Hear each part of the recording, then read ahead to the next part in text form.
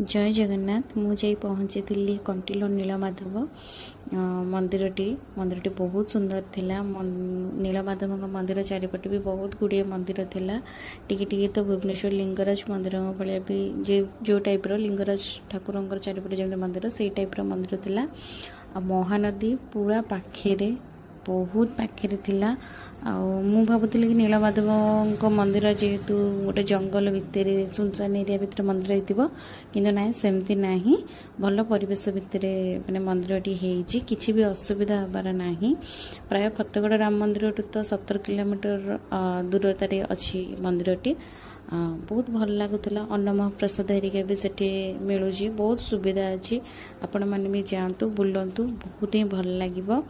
जदि ये वीडियो रे मुझे किसी किसी भूल हो जाइए क्षमा करदे। भल पाइबा दवापाई गोटे लाइक आ सब्सक्राइब टे करदे। बहुत ही भल लगे। आपण मैंने भी जातु बुलतु बहुत ही बढ़िया जगह। धन्यवाद।